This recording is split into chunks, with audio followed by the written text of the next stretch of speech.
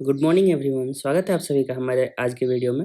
इस वीडियो में हम पढ़ने वाले हैं मोशन जो हम पढ़ रहे थे काइनेमेटिक्स, उसका सेकंड और फाइनल पार्ट का रिवीजन। तो आज के इस वीडियो को शुरू करने से पहले अगर आप इस चैनल पर नए हैं तो चैनल को सब्सक्राइब करें और बेल आइकन को प्रेस करें, जिससे आपको रेगुलर नोटिफिकेशंस मिले। और साथ ही आप टेलीग्राम ग्रुप को ज्वाइन करना नहीं भूलें, वहाँ पर हम सारी पीडीएफ्स और क्वेश्चंस वगैरह सेंड किया करते हैं।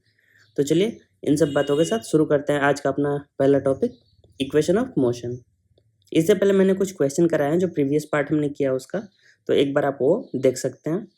उसके बाद हम कंटिन्यू कर रहे हैं।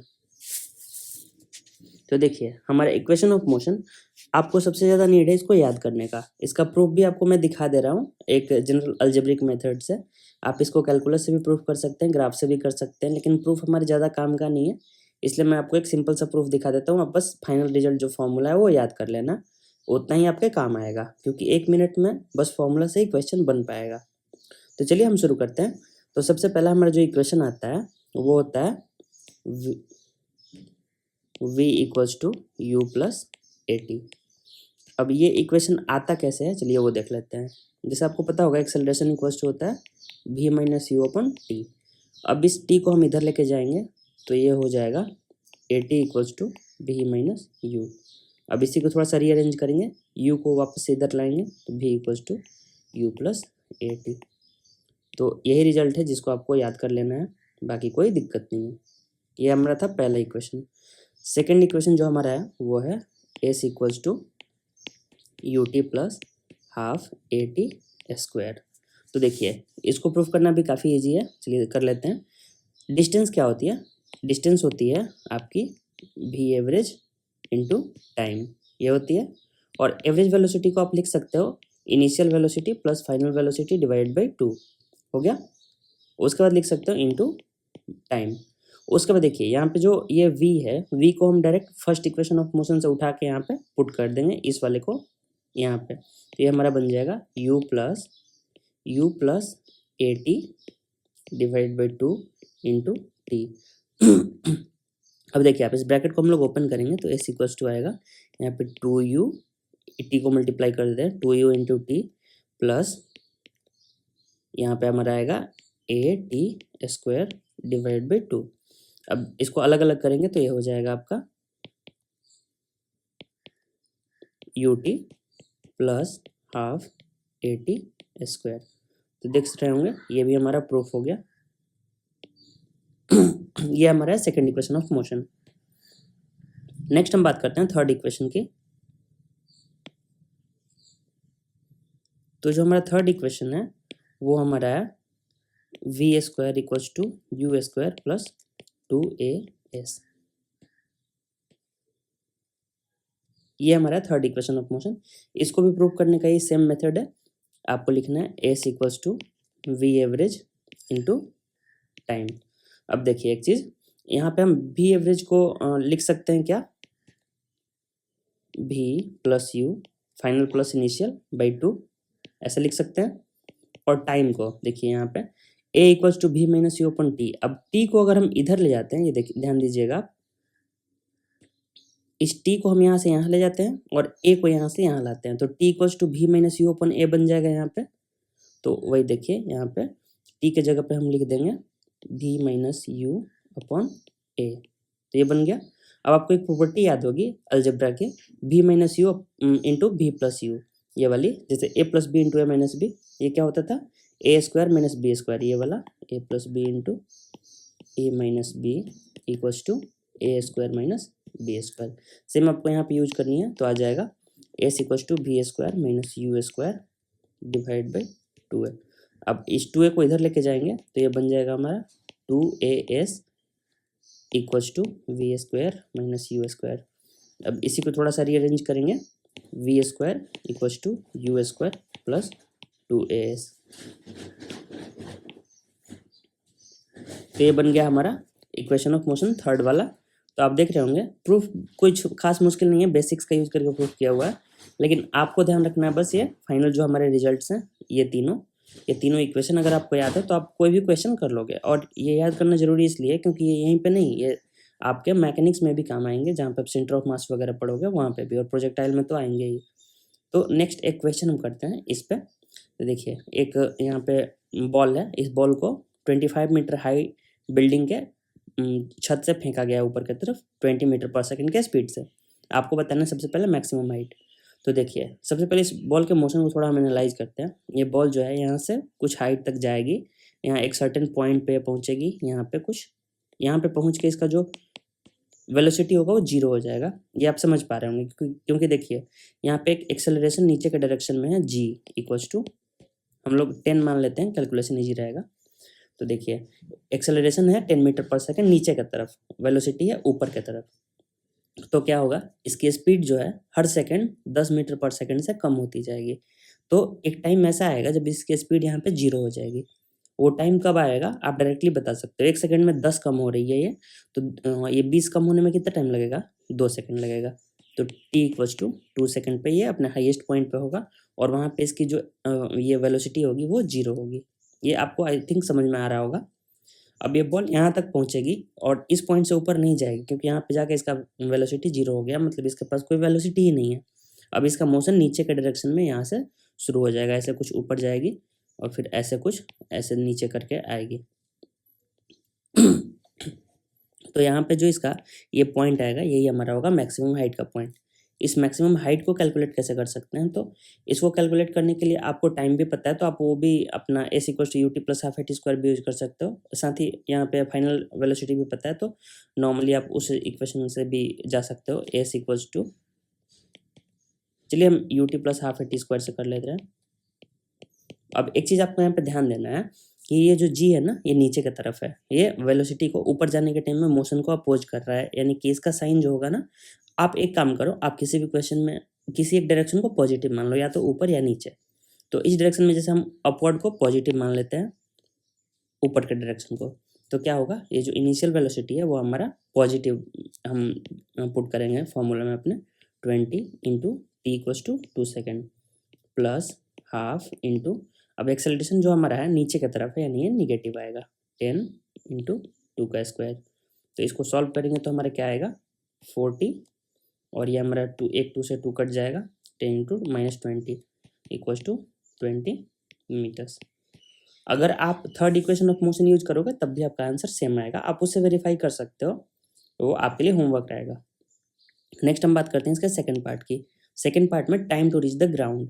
तो देखिए ये यहाँ पे जब जा रहा है, इसके बाद वापस से फिर नीचे की तरफ यहाँ पे मोशन करेगा और यहाँ पे आएगा किसी एक पॉइंट पे। तो देखिए इसको कैलकुलेट करने का सबसे इजी तरीका ये है कि आप सिंपली इसी पॉइंट से इक्वेशन ऑफ मोशन यूज कर लो। वो कैसे करेंगे, तो देखिए अब फिर से हम डेटा पुट करेंगे इसी सेम फॉर्मूला में, s equal to ut plus half at square. देखिए इस बार क्या होगा, हमारा जो s होगा ना, s हमें दिया हुआ है, s है ये 25 मीटर, लेकिन एक चीज़ देखिए इनिशियल पोजीशन से नीचे की तरफ है 25 मीटर फाइनल पोजीशन, यानी कि ये निगेटिव लेंगे ये वाला डिस्टेंस। देखिए क्या है कि इनिशियल पोजीशन हमारा ऊपर है, उसके बाद हम वहाँ से नीचे जा रहे हैं, नीचे जाएंगे मतलब हमारा जो ये वाला डिस्टेंस होगा नीचे की तरफ हमारा निगेटिव आएगा, तो इसलिए इसको हम लोग निगेटिव पुट करेंगे। तो इसको लिख सकते हैं -25 इक्वल्स टू, अब देखिए ut को हम क्या लिखेंगे, u जो है हमारा अभी भी पॉजिटिव होगा क्योंकि ऊपर की तरफ है, तो u को हम वैसे लिखेंगे 20 इंटू टी, यहाँ पे प्लस हाफ इंटू 10 अभी भी नीचे की तरफ है तो माइनस में -10 इंटू टी स्क्वायर। अब देखिए ये तो -5 हो जाएगा।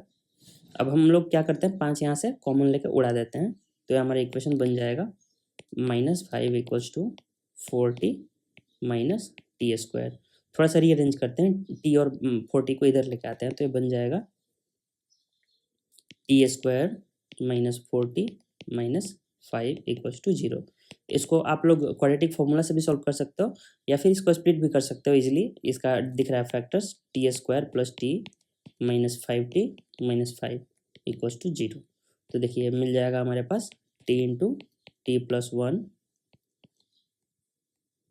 -5 इंटू टी प्लस 1। यहाँ से हमारा टी आएगा 5 या फिर टी आएगा -1, लेकिन आपको पता होगा टाइम निगेटिव नहीं हो सकता है, तो इसलिए हमारा टाइम का वैल्यू आएगा 5 सेकेंड।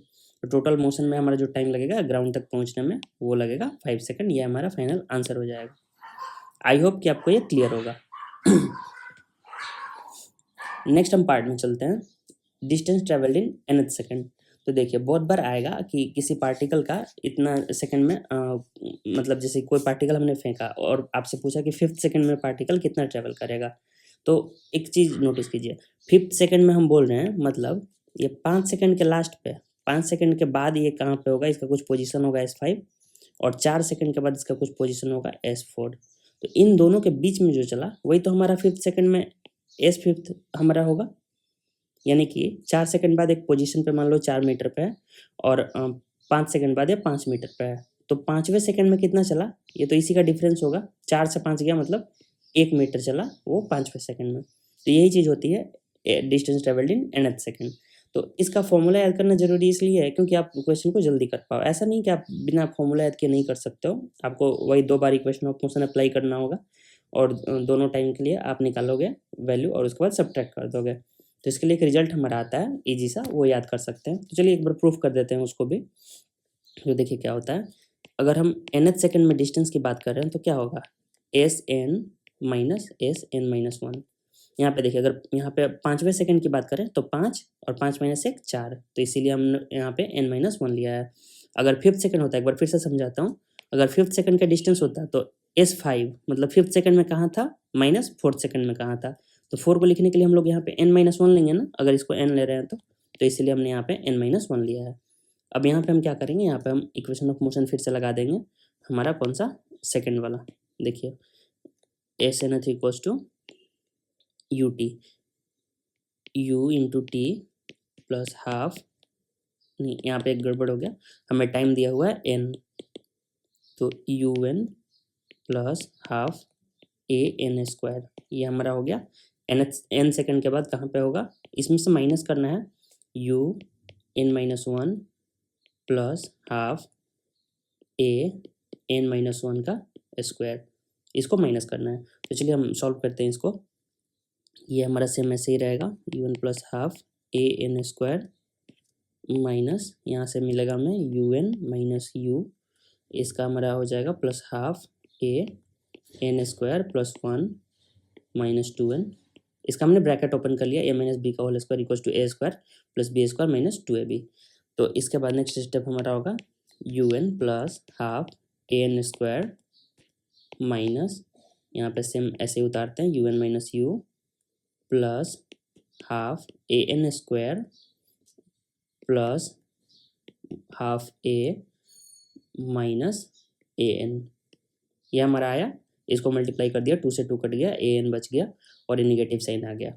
इसके बाद हम पूरे ब्रैकेट को ओपन करते हैं, तो un plus half an² minus un, ये माइनस अंदर मल्टीप्लाई होगा प्लस u, उसके बाद minus half an² minus 1/2 a plus an। अब देखिए इसमें से क्या क्या कटता है, तो un हमारा un कट गया, हाफ an² कट गया, हमारे पास बस 3 टर्म बच गया फाइनल। तो इसको ऐसे लिख सकते हैं u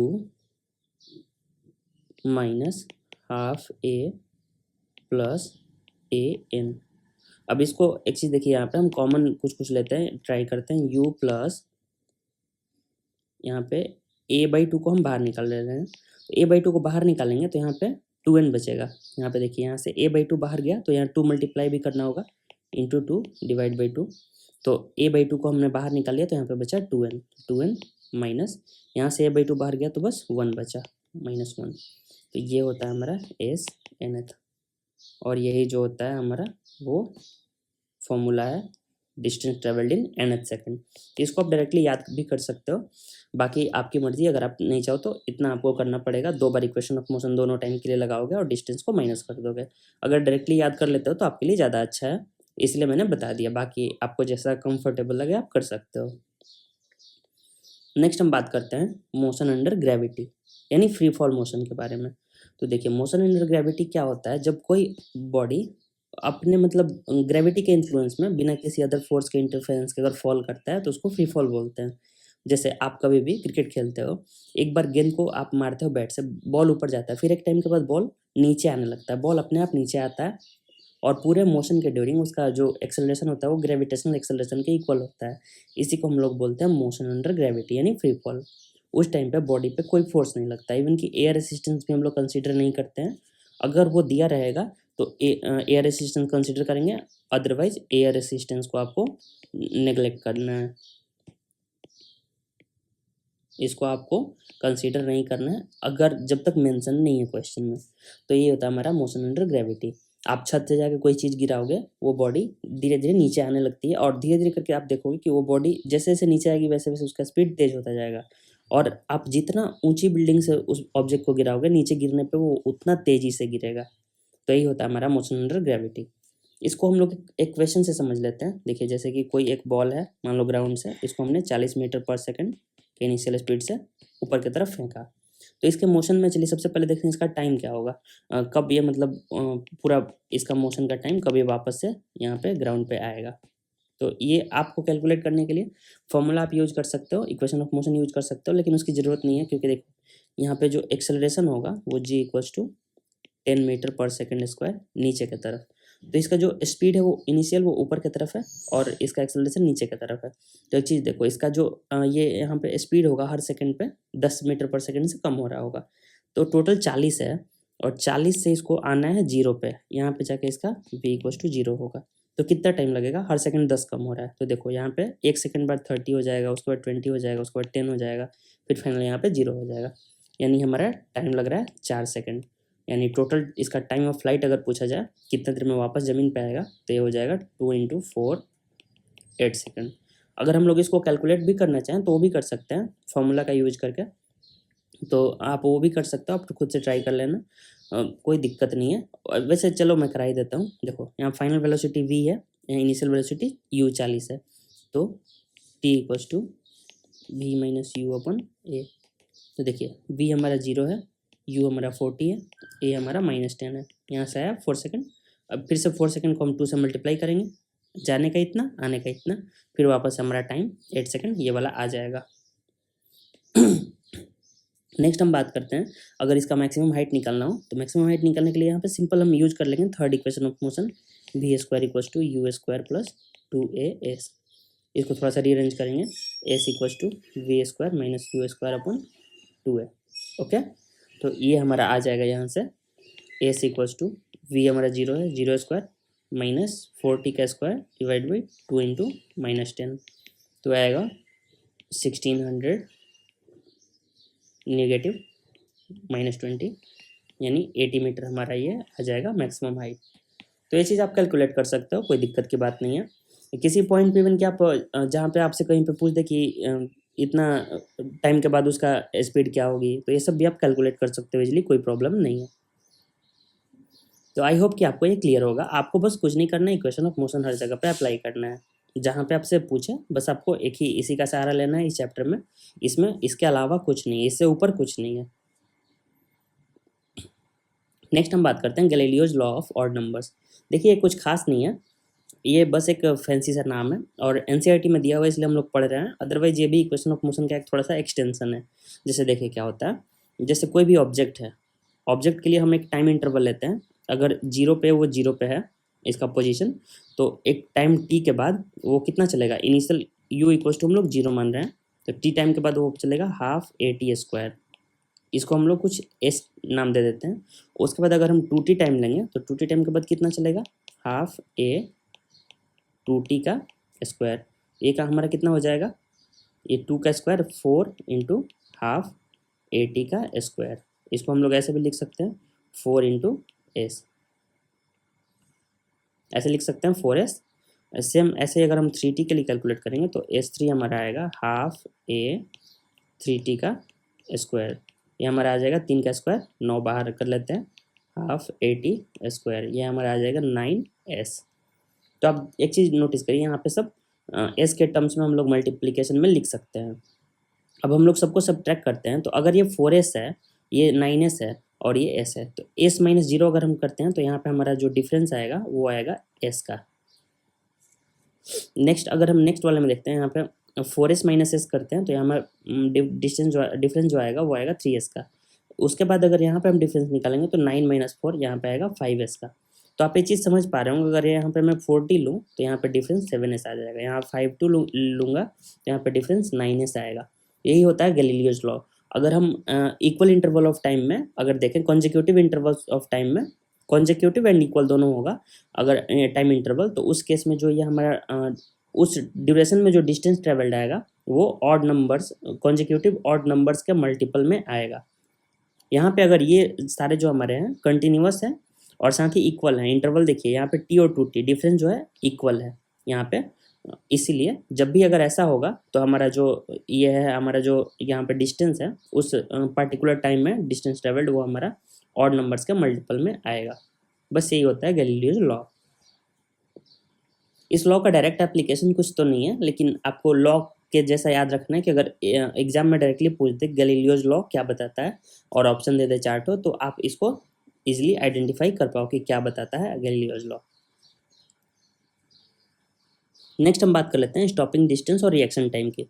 तो चलिए सबसे पहले बात करते हैं रिएक्शन टाइम। रिएक्शन टाइम क्या होता है? मान लो आप बाइक चला रहे हो, आप बाइक पे जब ट्रैवल करते हो तो आपके सामने अचानक से कुछ बिल्ली आ गई जैसे, तो आप क्या करते हो? ब्रेक लगाते हो, तुरंत ब्रेक लगाते हो। तो आप तुरंत ब्रेक नहीं लगाते हो, जैसे आपको बिल्ली दिखी और दिखने और ब्रेक लगने के टाइम के बीच में जो डिफरेंस है ना, वही होता है रिएक्शन टाइम। ये बहुत छोटा टाइम होता है, लेकिन मान लो जब गाड़ी बहुत हाई स्पीड पे चल रही हो ना, तो ये छोटा टाइम भी मैटर करेगा, क्योंकि हाई स्पीड पे एक छोटे टाइम से भी मल्टीप्लाई करेंगे तो कुछ डिस्टेंस गाड़ी चली जाएगी। और हम लोग देखते ही हैं जनरली जब चीज़ें बहुत पास आ जाती हैं, तो इसलिए रिएक्शन टाइम बहुत ज़रूरी होता है। स्पेशली अगर आप प्लेन वगैरह फ्लाई कर रहे हो तब भी रिएक्शन टाइम मैटर करेगा। तो रिएक्शन टाइम इसीलिए मैटर करता है। इसको हम लोग टी आर से रिप्रेजेंट करते हैं।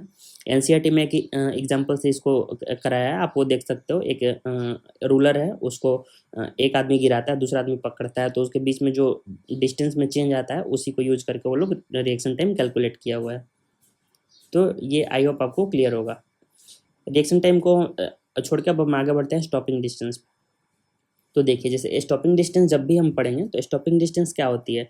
जैसे आपने बिल्ली को देखा, बिल्ली को देख के आपने ब्रेक अप्लाई किया, आप जा रहे हो इधर की तरफ, आपने ब्रेक अप्लाई किया, ब्रेक अप्लाई करने के बाद भी गाड़ी तुरंत तो नहीं रुक जाएगी।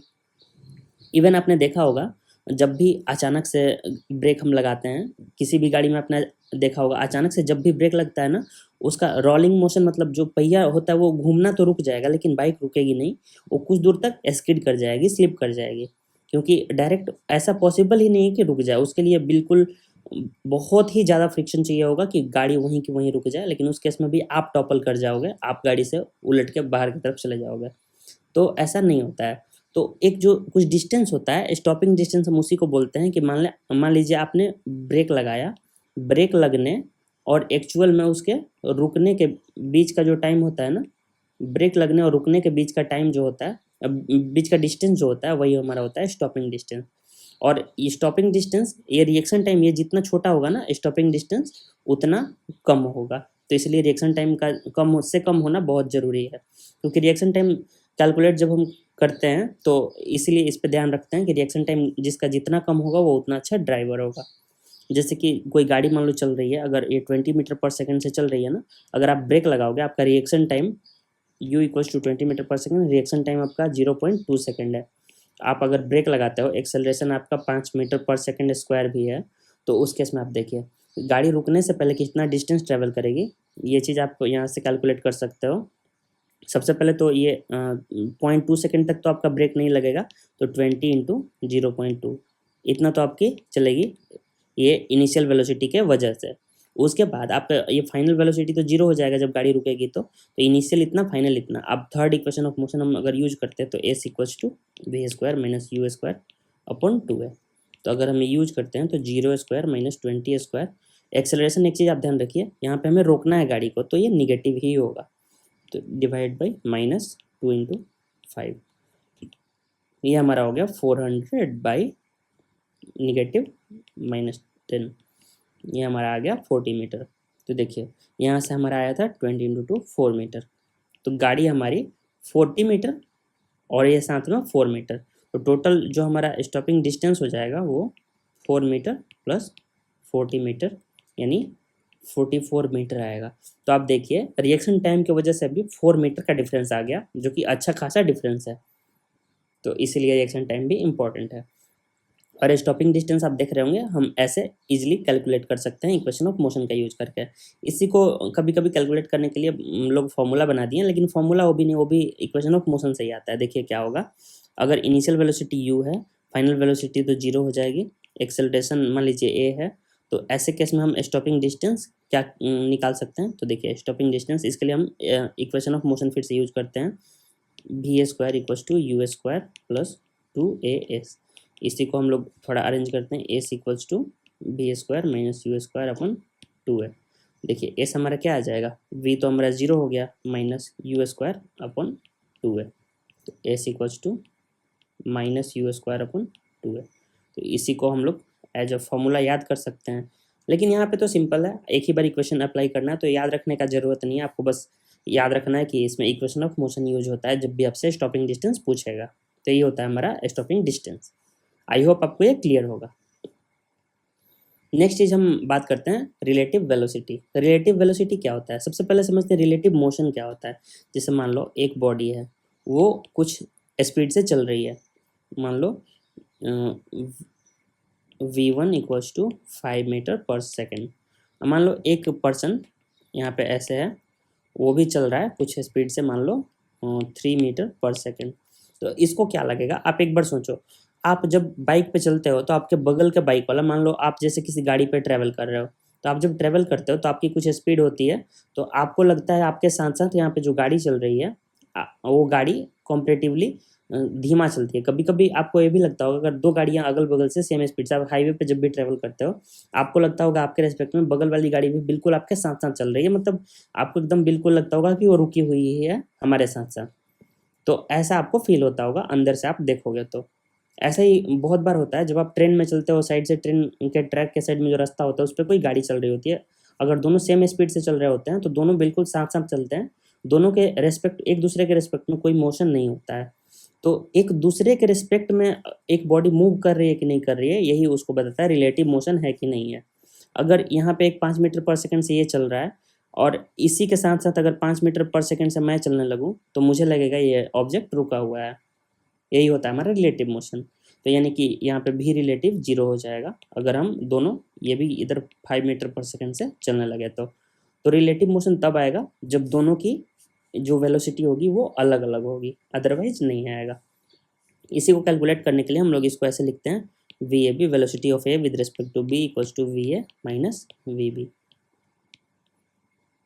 इसको कैलकुलेट करने के लिए मैं आपको सिंपल सा वे बताता हूँ। कभी भी आपको रिलेटिव वेलोसिटी निकालनी हो तो ध्यान रखना है आपको, जैसे कोई एक मान लो पर्सन है, वो एक साइड इधर की तरफ मान लो जा रहा है 5 मीटर पर सेकंड से, कोई यहाँ पे दूसरी पर्सन है वो इधर की तरफ जा रही है 3 मीटर पर सेकंड से। तो आपको मान लो ये ए है, ये बी है, तो अगर आपको ए की वेलोसिटी निकालनी है बी के रेस्पेक्ट में, velocity of a with respect to b, तो इसके लिए क्या करना होगा, v A minus we b. तो वी ए, ये अगर इधर की तरफ जा रहा है तो ये आई कैप होगा और ये माइनस आई कैप होगा, इधर की तरफ जा रहा है तो v A minus we b. तो वी ए आपकी हो जाएगी 5 metre per second i cap minus we b क्या हो जाएगी 3 metre per second minus i cap. तो माइनस आई कैप माइनस को हम बाहर लाएंगे तो क्या हो जाएगा 5 metre per second i cap plus 3 metre per second i cap, 8 metre per second i cap. तो आप एक चीज़ नोटिस करिए, बी को लग रहा होगा ना कि ए जो है वो मेरी तरफ आ रहा है 8 मीटर पर सेकंड के स्पीड से, वो भी पॉजिटिव एक्स डायरेक्शन में। तो इसको आप एक तरह से और विजुलाइज कर सकते हो, जैसे मान लो आप क्या करोगे, आप जाके यहाँ पे इसके माथे पे बैठ जाओगे, जिसके रिस्पेक्ट में वेलोसिटी देखनी है जाके उसके हम ये पे बैठ जाएंगे और देखेंगे कि सामने वाला हमें किधर आता हुआ फील हो रहा है। जैसे ही आप इसके माथे पे बैठोगे ये आपको लगेगा कि रुका हुआ है, इसका कोई मोशन आपको फील नहीं होगा क्योंकि इसके साथ साथ आप भी चलने लगोगे। आपको बस यही लगेगा कि ये जो है ना ये हमारी तरफ आता जा रहा है, ये 5+3 यानी कि ये लगेगा आपको 8 मीटर पर सेकंड के स्पीड से ये आपकी तरफ इधर की तरफ आ रहा है, ऐसा फील होगा। क्योंकि ये मान लो इधर आ रहा है, ये इधर आ रहा है, आप इसके माथा पे बैठ गए, मतलब आपको लगेगा कि ये रुका हुआ है और ये जो है वो और इसके भी स्पीड को जोड़ के एक साथ आपके तरफ और ज़्यादा तेज़ी से आ रहा है। तो यही होता है रिलेटिव मोशन निकालने का तरीका। अगर आपका हम इसका वेलोसिटी पूछ लें इसके रिस्पेक्ट में, तो आप फिर यहाँ पे जाकर बैठ जाओ, आपको फिर लगेगा ना इसकी तरफ ये और ज़्यादा स्पीड से आ रहा है, यानी ये 3 से नहीं अब 8 से इधर की तरफ आ रहा है, 8 मीटर पर सेकंड इधर की तरफ, ये आपको फील होगा। तो सिंपल सा होता है, जिसके रिस्पेक्ट में निकालना है उसके सिर पे जाकर बैठ जाओ, उसको मतलब उसका वेलोसिटी मान लो 0 है और उसकी वेलोसिटी दूसरे वाले को दे दो, यही होता है तरीका। इसकी अगर 8 मीटर पर सेकेंड है तो अगर वी बी ए निकालेंगे ना तो ये माइनस वी ए बी के इक्वल आएगी, यानी कि हमारा डायरेक्शन उल्टा हो जाएगा। ये हो जाएगा 8 मीटर पर सेकेंड, यहाँ पे minus i cap negative x direction में। तो ये होती है हमारी रिलेटिव वेलोसिटी। इसको हम लोग और अच्छे से फील करेंगे जब हम लोग रेनमैन प्रॉब्लम या फिर river boat problem next chapter में जब पढ़ेंगे, तब वो यहाँ पे अच्छे से समझ पाएंगे। जब क्वेश्चन में हम इसको प्रैक्टिकली कैसे अप्लाई करते हैं, ऐसे समझने में हो सकता है मुश्किल लगे, लेकिन ये मुश्किल कुछ नहीं होता। क्वेश्चन में एक बार अप्लाई करना सीख जाओगे, बहुत ईजी लगेगा। अब एक बार हम लोग समराइज कर लेते हैं हमने क्या क्या पढ़ा इस चैप्टर में। तो देखिए, सबसे पहले हमने शुरू किया था अपना किसी से स्पीड से, सबसे पहले डिस्टेंस से शुरू किया था। तो डिस्टेंस क्या थी हमारी, डिस्टेंस की सबसे पहले यूनिट देखते हैं, मीटर थी ऐसा यूनिट, और इसका डायमेंशन क्या था एल, और ये क्वांटिटी कैसी थी, ये थी हमारी स्केलर। नेक्स्ट हमने पढ़ा था डिस्प्लेसमेंट, तो ये दोनों तो सेम रहेंगी, यूनिट डिस्प्लेसमेंट की भी और डायमेंशन भी, बस यहाँ पे क्वांटिटी जो थी वो वेक्टर हो जाती थी। नेक्स्ट हमने इसके बाद पढ़ा था स्पीड, तो स्पीड की यूनिट क्या थी मीटर पर second, dimension L T power -1, और ये कैसी क्वांटिटी थी स्केलर। उसके बाद हमने पढ़ा था वेलोसिटी, वेलोसिटी की यूनिट भी यही सेम रहेगी, डायमेंशन भी सेम, ये क्वांटिटी कैसी होगी वेक्टर, क्योंकि इसके पास डायरेक्शन होगी। आपको एक चीज़ और याद दिला देता हूँ, जब हम लोग एस को डिफ्रेंशिएट करते थे तो वी आता था, यानी कि यही डिस्प्लेसमेंट को डिफ्रेंशिएट करके वेलोसिटी आता था, डिफ्रेंशिएशन। ओके, इसके बाद हमने पढ़ा था एक्सेलरेशन, एक्सेलरेशन हमेशा वेक्टर ही होगा, और एक्सेलरेशन की हमारी जो यूनिट है मीटर पर second square, dimension L T power -2, ये हमने पढ़ा था। अब एक्सेलरेशन कैसे आती है, वो वेलोसिटी को डिफ्रेंशिएट करके। मैं बस डिफ्रेंशिएशन वाला बता रहा हूँ, आप उल्टा जाओगे तो इंटीग्रेशन करके ऊपर वाला आ जाएगा। इसके बाद हमने पढ़ा था इक्वेशन ऑफ मोशन, पहला इक्वेशन क्या था v equals to u plus a t, second equation क्या था s equals to u t plus half a t square, third equation हमारा था v square equals to u square plus 2as। Okay, इसके बाद हमने एक और फॉर्मूला पढ़ा था डिस्टेंस इन nth सेकेंड, तो nth सेकेंड का डिस्टेंस वाला क्या था s nth equals to u plus a/2 into 2n-1, ये भी आपको याद होगा। उसके बाद एक हमने पढ़ा था stopping distance s equals to -u square upon 2a, ऐसा कुछ फॉर्मूला आया था। तो इतनी चीज़ें हमने पढ़ी थी। उसके बाद रिलेटिव वेलोसिटी हमने पढ़ा था V A B equals to V A minus we B, ये एक पढ़ा था। और हमने कुछ पढ़ा था stopping distance, reaction time, Galileo's law, ये तो आपको मैंने समझा दिया था। इसके अलावा हमने इस और कुछ तो नहीं पढ़ा, अगर आपको कुछ लग रहा होगा तो आप कमेंट में ज़रूर बताना। ये समराइज करने पे इतना ही आता है हमारा इस चैप्टर में, काफ़ी इजी सा छोटा सा चैप्टर है, लेकिन आपके बेसिक्स के लिए बहुत ज़रूरी है। तो आपको सबसे ज़्यादा जो एम्फेसाइज करना है, सबसे ज़्यादा फोकस करना है वो इन 3 इक्वेशंस पे, ये मोस्ट इम्पॉर्टेंट है। तो आई होप कि आपको आज के वीडियो में सब कुछ समझ में आया होगा। बाकी कुछ दिक्कत रहता है तो आप ज़रूर नीचे कमेंट करें, या टेलीग्राम ग्रुप हमारा ज्वाइन करें, वहाँ पे आप अपने डाउट पूछ सकते हैं, कोई दिक्कत नहीं है। बाकी मिलते हैं आपसे अगले वीडियो में नए चैप्टर के साथ। इसके बाद इस वीडियो के बाद हम लोग इस चैप्टर का PYQ का एक वीडियो बनाएंगे, और उस वीडियो में सारे PYQ जो अब तक पूछे गए हैं 2018 के बाद से, मतलब 21 से लेकर अभी तक, वो सारे हम लोग सॉल्व करेंगे वीडियोज़ में। तो चलिए मिलते हैं आपसे अगले वीडियो में। Thank you.